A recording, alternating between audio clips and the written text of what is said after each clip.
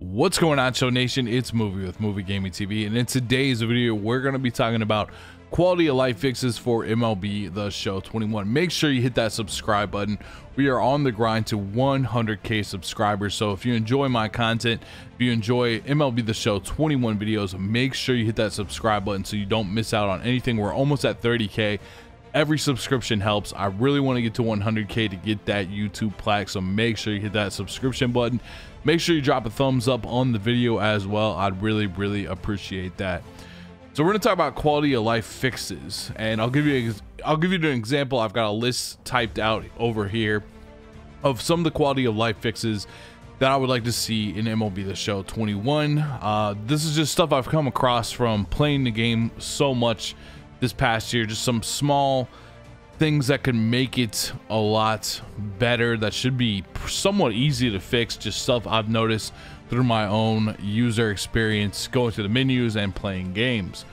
So the first thing that I would say, the first and very easy fix, put the rating of me and my opponent on the loading screen, or if you don't want to put the ratings on there, put the difficulty. So when we got the lineup screen loading up, or it has that screen where it shows both of our records, if it would say what our rating is, that would be super helpful.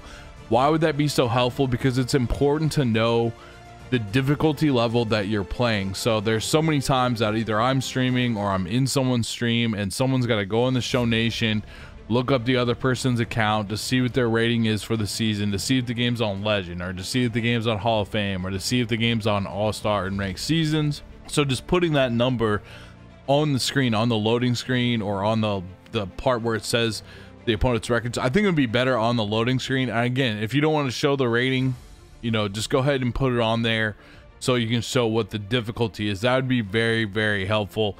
Quick fix just to integrate that data over there on that loading screen. That would be fantastic. Number two is to save the events lineup. Now, I believe there's a bug a couple years ago with events lineups. I don't remember exactly what it was, but there was a couple years ago there was a bug with events lineups. That's why we have it, so it resets the events lineups now. That was kind of like the fix, I believe, to make it just make things work easier. But I feel like events now, I don't feel like people are playing to necessarily go 12-0 early in the year. To get that live series card at 12-0 is very helpful. Even a little bit later in the year as well, it can be. But I feel like most people play the events now to go through and accumulate wins as much as they can, to go along the XP reward path, which I do love in events. I wouldn't mind seeing another big reward at 12-0 in events, but at the same time, I don't know if that's what people want to do in events. I think they just kind of want a relaxed, semi-competitive mode. I think what they really want to do in events, what people really want to do, is just grind out specific cards, and that's where saving the events lineup screen really would be very helpful to put back into the game. So if you want to go after a certain pitcher, or just really whatever, you know, a certain player, but you don't want the rest of the team to not be that good, just saving the events lineup would be nice. That's what I feel like most people are doing in events now. They are going to put in cards that can be prestigiable, and they're going to go into events and try to accumulate stats of those cards, and having to reset the lineup every single time, you know, that kind of gets a little bit frustrating. And it would just be nice to be able to save your event lineup again. Number three I have is filter on the exchange screen and check buy sell prices on the exchange screen. So we're gonna go in game so I can talk more about exactly what that means. So if we go over to, for example, if I go over to Team Affinity, and we're going to use the Pirates because I have still 80% on the Pirates, and so I still have this available. All right, so on the exchange screen itself, it says page 1 of 9. Now, I've kind of implemented my own system. I pay attention to what page I'm on, but if I'm going through a lot of cards, especially, you know, if I had more to exchange left to go, and I'm going through a lot of these lower tier cards, it's very easy to miss cards as you go through this, and you really got to sit and think a lot of what page you were on last and all that kind of stuff. And especially if you're exchanging like silver to gold, or bronze to silver, or you want to get rid of a lot of your commons early in the year, commons to silver, to make the math work to hit that 50,000 at the perfect amount. You really got to think about all these pages. So you know, a big filter on the exchange screen would be nice. So instead of doing the pages, doing something more like this, where we go to, you know, basically I feel like this is the best filter on the bench right now, where you just have this big all page and you can filter out exactly what you want to filter out. Just having them like this would be so much better. Just having that option, you know, would be a lot better. It would help things out. If you don't want to go with that, I think another thing that would be really helpful in exchanges would be this. So let's go to the team affinity and we'll go over to the exchanges again. So let's say, for example, what we really need from here is we need to be able to buy and sell. We need to be able to buy and sell. We need to buy and sell prices from the marketplace on this screen. So right now, all I can do with Brian Garcia is I can click him and I can put him over into the exchange bin. But what I need to be able to do is click on Brian Garcia and have an option to be able to see him in the marketplace. So I can make the decision as the user. I can make the decision, do I want to sell this card? I want to see what this card is worth. And also, it'd be nice if I could go over to someone like Shelby Miller, and let's say I wanted to get some more Shelby Millers. It's already filtered down to what I need to exchange for this particular thing for the Pirates. To being able to click on Shelby Miller, and like you can see I'm clicking right now, there's just nothing, there's nothing for me to do.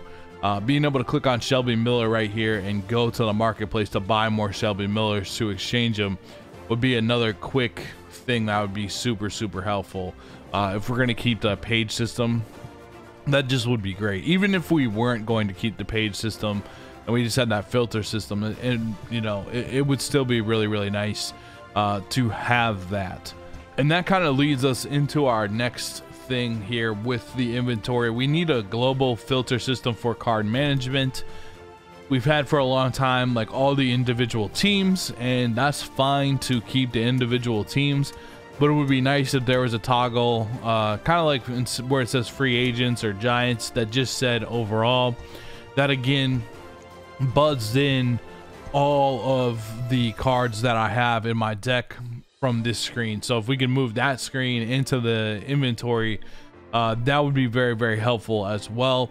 And I'm gonna remove myself out of the way here for a second so we can take a look at these filters. Two filters that would be really nice to add for the inventory would be a toggle that goes from sellable and non-sellable. So I could toggle away all my non-sellable cards on my inventory so I can look to see what I want to sell in the market. And number two, it would be nice to have a filter that set everything to the newest cards. So if I just got some new card, if I did a big pack opening, if I opened a lot of packs, or if I just got some new cards from whatever, it'd be nice to be able to filter to see the newest stuff, so I can be like, all right, I've gone through everything, let me see the new stuff, because that's probably stuff I want to get rid of. I've already cleaned up everything else, so the new filter would be fantastic. And also just being able to filter out the cards that aren't sellable. I would like to still have the teams, but I would like to have an overall, so I could just go through all of the cards faster, and I could filter that overall down. So if I want to get rid of all my commons on all the teams, I could see them without having to go team by team and go all the way down to see what is what. Okay, so our fifth quality of life fix is, this is more of a gameplay thing, but I would love to have batting practice with my Diamond Dynasty team. I think that would be fantastic to be able to do that. You can already kind of do that by just hopping into a play now game versus CPU on Legend or what have you, or you know, even playing like a conquest game, something like that. But having batting practice within Diamond Dynasty would be fantastic, because a lot of times, a lot of the ways that people take batting practice now is they will turn up the slide, they'll play on Legend, they'll turn up the sliders all the way so the pitch speed is really fast, and then like the off speed's really fast, and they'll mess with the sliders to make it so the pitching is as difficult as possible. So when they practice that and then they go back into Diamond Dynasty, it's going to be easier to hit on like All-Star Hall of Fame if you've just been seeing like this crazy pitch speed and stuff like that. But what they have to do is they basically have to go into the rosters, edit the rosters, build out the team that is similar to their team, and then go and put all the current pitchers that they want on the current team. So for example, I might have my lineup right here, and then I might face a team that has like a Rob Dibble, Mariano Rivera, Corey Kluber early in the year. So some sort of batting practice against like really good pitchers that have just come into the game would be fantastic. So you could load in your Diamond Dynasty team, and maybe you can select like 5 pitchers that you want to go against, and then having the ability in that mode to switch up the sliders and to switch up you know, the difficulty and all that kind of stuff would just be fantastic. Like, just, it'd be great to do that. That'd be a really fun way to practice and get better at the game, and I think it would get probably more use. I think people would use that mode a lot more than they use the current practice mode as well, and it would just help players, you know, it'd be even nice to just try out players in that fashion against the really good elite pitchers that you're going to see online. I think that's just like a step above what you would be able to practice with currently with your Diamond Dynasty team without having to jump through a ton of hoops to get there. So I think a batting practice with your Diamond Dynasty team would be fantastic. Now, number 6, I would go with some kind of pause timer revamp. I personally think the pause timer, there's probably too much pausing. I don't want to limit it so people feel like they can't pause the game at all. But to a certain extent, I feel like there's probably too much pause time in your average ranked seasons game. What I'm really against is pauses that nothing happens. So if you got to pause and make it so you put somebody in the game or warm somebody up, or you're making some kind of a move, I'm totally okay with that. I'm talking about like the 10 to 15 second pauses where nothing happens at all.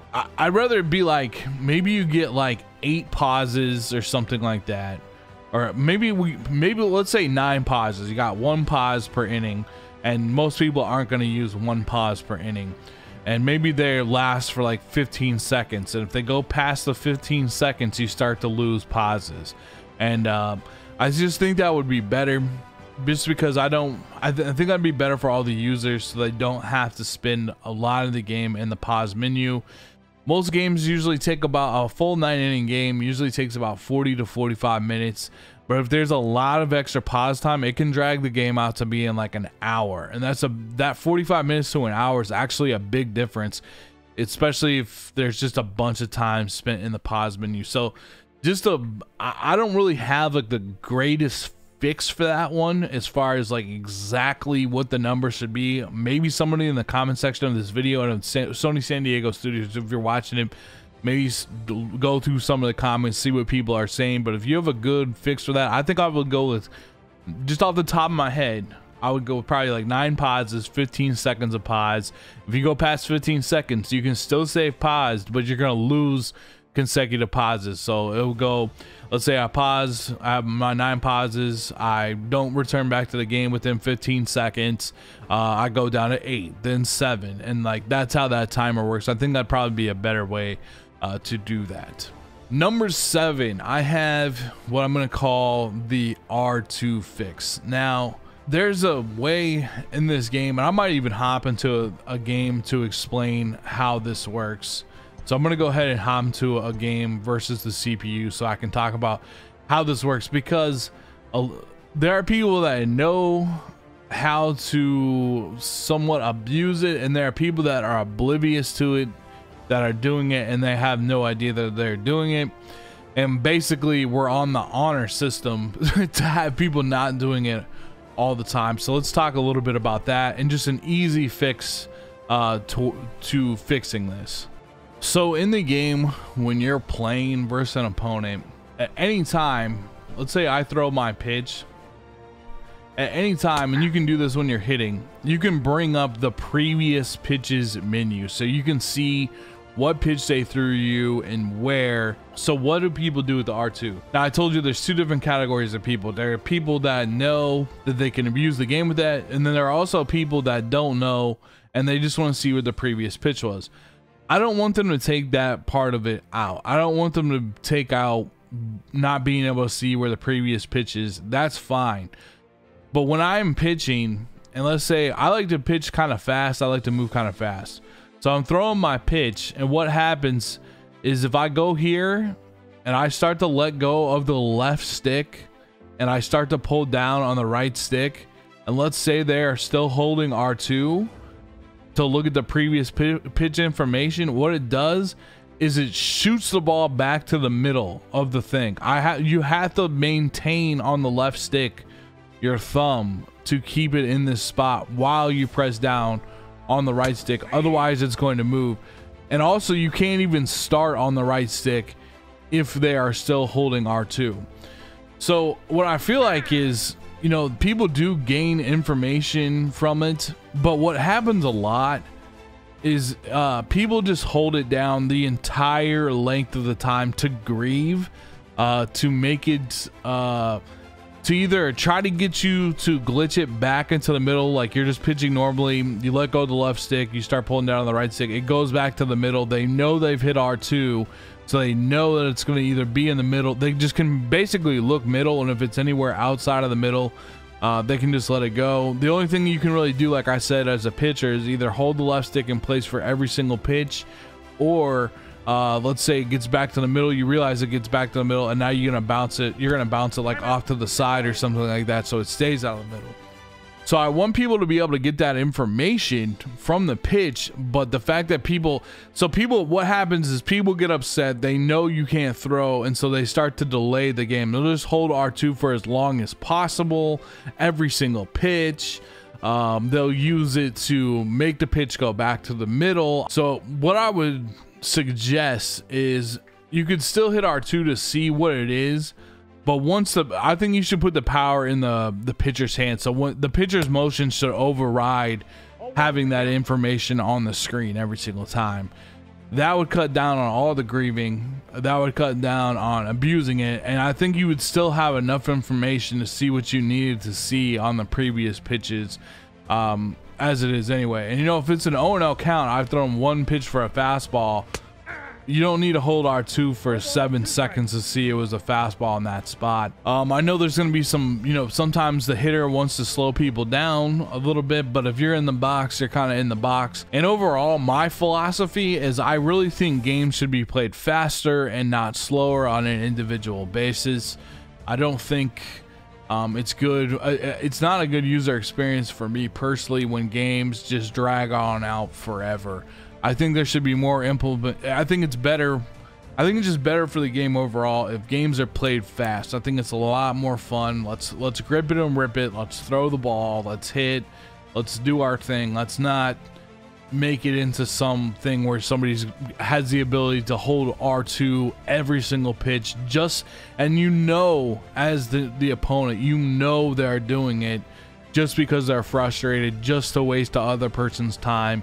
And it'd just be nice if that was eliminated out of the game. And like I said, it's also very difficult. You're just in that groove pitching. You're just humming pitches on the corner, and now all of a sudden they hit R2. You let go of the left stick. It goes right back to the middle, and it goes right in the middle, and they hit like a 2-run home run that just completely messes things up. And it would never have happened because you never would have aimed the pitch in that spot. So I'm pretty much that I feel pretty strongly about the R2. That's just how I feel about it. I just think it should be something that gets overridden by the pitcher. Go ahead and look at stuff, but once the pitcher moves it to that spot, keep it there and let the pitcher, when they start their motion, be able to throw. And that goes into my next thing, 7 seconds max between pitches. I think they should, there's like a certain timer. If you don't, it's not going to show it here because I'm playing the computer, but there's a certain timer online where if you don't throw a pitch for about like 10 seconds or so, it just hums a fastball right down the middle. And that's something I'd like to see fixed as well. I'd like to see it go from 10 seconds down to 7 seconds. Again, I'm just trying to speed up these games so people can play more games. People can be, I just think it's so much better when the game moves along faster, keeps the action going. And again, most people are going to throw fast. Most people aren't going to take the 10 seconds unless they're getting down or they're grieving or they're just trying to be a general nuisance while they're playing the game, which just leads to more people getting upset. And if there was less time to throw. You just pick your pitch and throw. I just think that's such a better thing. I think if you're really trying to play, you can make the decisions pretty quickly. I think 7 seconds still gives you enough time. 10 seconds is a little bit too much. And that goes to my final point about this. I know I talked a lot about the pitching, but I would like to be able to speed up the pitches in the moments. And I'd love to, if anything, just have a toggled option. I know we have like the fast play option, but I want to show you something right here. So let's go ahead and we'll put in, for example, when I'm facing the computer in the moments, one of the things I think that makes it really difficult for people to complete moments is how long it takes between pitches for the computer to even throw. And I'd like to see that time sped up. I'd like to see it sped up drastically. I'd like the pitchers to be able to pick what pitch they're going to make. Now, it does feel very realistic. It does feel realistic when you watch like Clayton Kershaw. Let's see if we can warm up. We gotta throw in one more batter, but Clayton Kershaw is like the perfect example. I'm gonna try to just intentionally walk him here so we can get Kershaw in the game. So Kershaw, for example, I'm gonna warm somebody else up also. Kershaw, for example, when we put him in the game, look how long it takes for him to come set. And this is this animation is completely on point. This is what he looks like in real life. So he hits that, he goes all the way above his head, he comes all the way back down, then he stares in for the pitch. And this is great for the realism of the game, and that's why I think like a toggle on this would be the best, because I know there are people that want that realistic, authentic experience. But for the people that want to get through the moments and stuff like that, it'd be nice if he just had like a quicker motion when he was going to throw. Like he hit X, he went up, and then he just started throwing like a little bit faster, like 1 to 2 seconds. Because one of the more difficult things if you face Kershaw or you face even like Kenley Jansen is some of these pitchers that I've counted, it takes like 10 to 11 seconds between each pitch, which really starts to add up. I would reduce that 10 to 11 seconds on the toggle being on down to about 3 seconds. Just make it go faster. The dead time where you're not actually doing anything is just a real problem in the video game, just from my perspective, and it would make it a much more enjoyable experience for me. The one other thing with pitching that still needs to be fixed is, for example, let's do a mound visit here. So we can see that Mariano Rivera is technically ready to bring in. One of the problems if you use this in the quick menu right now still is you can click on this and you know, we gotta get some more batters. I'm not sure if it's gonna do this time, because it seems to sometimes happen at random. I know we tried to have like a fix on this before for it to be better, but every single time, if you're watching this video right now until this is fixed, you need to go to the actual bullpen and you need to put them in from here. If you do it from here, it always works perfectly. They'll always come in with full energy, but occasionally if I would never recommend that you go from this screen. We gotta walk one more batter so we can put them in, but I'd never recommend that you go from the quick menu screen to put them in, because if you put them in from this screen, sometimes they can come in with less energy and confidence. It's almost like they didn't warm up or something like that, and they'll come in with like yellow energy. You always got to go to the actual bullpen itself to make sure, and you'll be able to get past that. But having a fix on that would be very nice, so you could just, again, anything to just speed up the game, get the game going, throw pitches, swing, let's play the game, anything like that would be good. And plus that's just something that like everybody kind of needs to know that can happen, you know. So that's kind of how I feel about some just like quality of life in-game stuff. The last suggestion that I have is I would like to see more minor league stadiums in this game. I would like to see more minor league stadiums that are similar to Ship It Stadium as well. I think Ship It is probably my favorite stadium to play in this game. I like, my favorite thing to do in MLB The Show is hit home runs. I like to do that. It feels like it's the easiest here, but it gets a little bit dull just picking the same park over and over again. I'd like to see some more parks like this. I like a lot of the other parks are kind of similar in nature. There's not a lot of like small bandbox type of parks in the minor league stadiums that you could pick. I'd like to see some more like crazy, unique minor league stadiums too. Like maybe one that like represents like Fenway with like a huge green monster in left field or something like that, or even in like right field to switch it up. Just like some more creative designs. There's not like a Polo Grounds representation in the minor league stadiums. Just some more stuff like that, like, you know, 5 to 10 stadiums would be pretty sweet. And then also it'd be great to have like an esports tournament type stadium. I don't know if you put it in a dome or what have you, and maybe you set the fences like 315 down the lines and like 400 in center. You put the elevation at like 1,500, something like that. I think that would play well with within the constructs of MLB The Show 20. But just having a stadium like that for the esports events or for community run tournaments would be fantastic. So those are my quality of life fixes. I hope I made sense and articulated everything in this video. You know, I love this game. I love discussing this game, and I would love to see what you have to say about it. Make sure you hit the subscribe button. Again, on the grind to 100K subscribers. Don't, you know, hit the subscribe button so you don't miss out on anything. Where I have everything MLB The Show 21 on this channel. So you want to be a part of that, just hit the subscribe button. It's free, and drop a thumbs up as well. I will see you in the next video. Thank you so much for watching. Until then, have a great day.